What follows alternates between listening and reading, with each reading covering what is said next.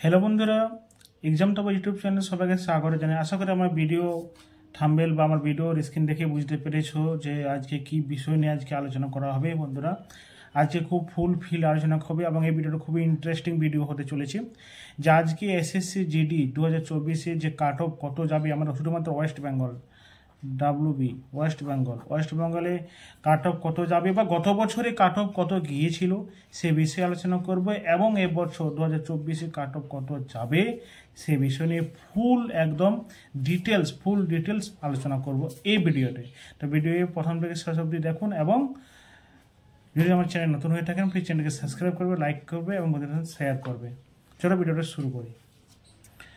যেহেতু তোমরা জানো সবাই যে ওয়েস্ট বেঙ্গলের ওয়েস্ট বেঙ্গলের যে এসএসসি জিডি যে ভ্যাকেন্সি কত রয়েছিল 2023-এ, বন্ধুরা 2023-এ ভ্যাকেন্সি কত রয়েছিল ছেলেদের ক্ষেত্রে এবং মেয়েদের ক্ষেত্রে কত ভ্যাকেন্সি রয়েছিল 2023-এ এবং 2024-এ, আগে সেগুলো আমি ডিটেলস আলোচনা করি। তো ছেলেদের ক্ষেত্রে ভ্যাকেন্সি ছিল 2023-এ 5476টি, এটা ছেলেদের ক্ষেত্রে ছিল, 2023-এ ছিল। আর 2024-এ ভ্যাকেন্সি রয়েছে 2855। বুঝতে পারছো বন্ধুরা, ছেলেদের ক্ষেত্রে ভ্যাকেন্সি ছিল 2023-এ 5476, কিন্তু 2024-এ ভ্যাকেন্সি রয়েছে ওয়েস্ট বেঙ্গলে 2855।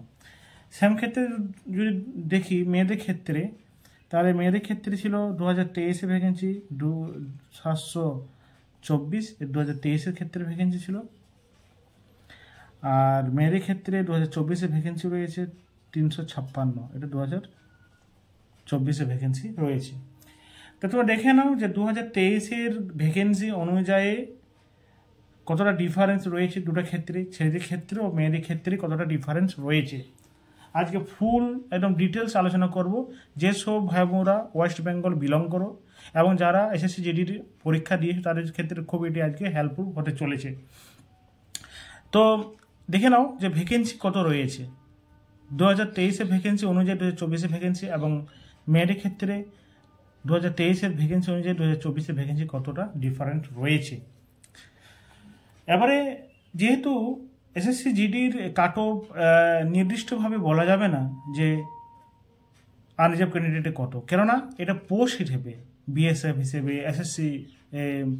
বিএসএফ হিসেবে যে এখানে যে বিভিন্ন পোস্ট থাকে, যেমন বিএসএফ থাকে, এসএসবি থেকে শুরু করে বিভিন্ন পোস্টে বিভিন্ন ক্যাটাগরি হিসেবে কাট অফ বার হয়। এটা কোনো নির্দিষ্ট নয়। এটা যেসব পরীক্ষাগুলো হয় ওয়েস্ট বেঙ্গল পুলিশে কি একটা নির্দিষ্ট পোর্ট থাকে কনস্টেবল পোর্ট, যার পরে এটা কাট অফটা একই রকম থাকে সব ক্যাটাগরি হিসেবে একটা আনরিজার্ভ ক্যান্ডিডেট অত, কিন্তু এটা ক্ষেত্রে কী হয় বিভিন্ন পোস্ট হিসেবে এর কাট অফটা বার হয়। তো আমি একটু দেখে নেবো 2023-এ কতটা কাট অফ গিয়েছিল আনরিজার্ভ ক্যান্ডিডেটের ক্ষেত্রে। তো দেখে নেবো, এটা ছিল 90 থেকে 113। হ্যাঁ বন্ধুরা, 2023-এ যেরকম ভ্যাকেন্সি ছিল সেরকম কাট অফও কম ছিল না। 2023-এর ক্ষেত্রে কাট অফ ছিল আনরিজার্ভ ক্যান্ডিডেটের ক্ষেত্রে 90 থেকে 113। ওবিসি ক্ষেত্রে ছিল 80 থেকে 100-1-2 মতন, ঠিক আছে। এর বিভিন্ন পোস্টে যেমন বিএসএফ, এসএসবি এরকম পোস্টে কাট অফ কারো যদি কোনো স্টুডেন্ট যদি এই নাম্বারের মধ্যে থাকে তাহলে 100% সিলেকশন হচ্ছে। এসির ক্ষেত্রে কাট অফ ছিল 64 থেকে 92, এসটি ক্ষেত্রে ছিল 90 থেকে 99 এবং ইডাব্লিউএসের ছিল 50 থেকে 65। এগুলো হচ্ছে কাট অফ, ঠিক আছে। 2023-এ ভ্যাকেন্সি অনুযায়ী তাদের কাট অফ এভাবে তাদের গিয়েছিল, মিনিমাম থেকে ম্যাক্সিমাম কাট অফ তারা গিয়েছিল। এখানে বেশিরভাগ আমরা ক্ষেত্রে দেখি যে এসসি থেকে এসটিতে কাট অফ সবসময় একটু কম হয়, কেননা তার অন্য জবের ক্ষেত্রে দেখা যায় যে এসসি থেকে এসটির ভ্যাকেন্সি কাট অফটা কম যায়, কিন্তু এটার ক্ষেত্রে কি বলেছিলাম যে প্রত্যেকটা পোস্টে কত ভ্যাকেন্সি রয়েছে, বিএসএফে কত রয়েছে, যদি বিএসএফ যে 10টা থাকে এসসিতে, ঠিক আছে, এবং এসটিতে বিএসএফে থাকে 3টে, সেই হিসেবে কাট অফ যাবে। বুঝতে পারছো জিনিসটা কি বোঝাতে চাইছিলাম? তো সেরকম কাট অফ তোমাদের যাবে, যেরকম পোস্ট হিসেবে তোমাদের বিভিন্ন রকম পোস্টে বিভিন্ন কাট অফ তোমাদের যেতে পারে। কিন্তু একটা কথাই বলবো, কোনো স্টুডেন্ট যদি এরকম কাট অফের মধ্যে নিয়ে আসে তাহলে সে 100% সিলেকশন পাচ্ছে। তো এই 2023-এর ভ্যাকেন্সি কীরকম ছিল ছেলেদের ক্ষেত্রে এবং তাদের কীরকম কাট অফ গিয়েছিল।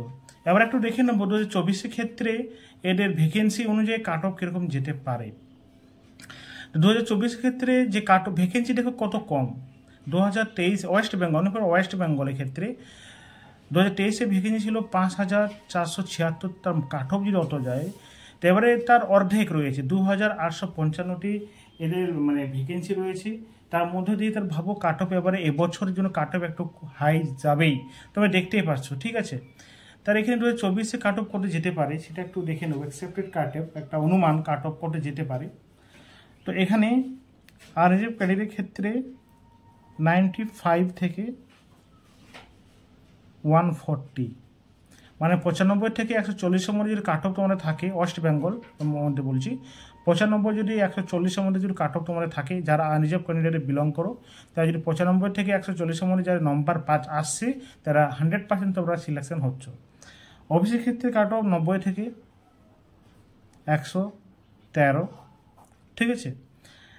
এখানে ওবিসি যে আমাদের বিভিন্ন জবে আমরা দেখতে পাই কাট অফের ক্ষেত্রে যে ওবিসি এ ক্যাটাগরি একটা কাট অফ থাকে, OBC B category cut off, কিন্তু এটা ক্ষেত্রে এসএসসির ক্ষেত্রে বা এই কেন্দ্র সরকারের থেকে দিক থেকে ওবিসি শুধু মধ্যে থাকে ওবিসি এ বা ওবিসি বি, সেরকম ক্যাটাগরি ভাগ থাকে না, ঠিক আছে।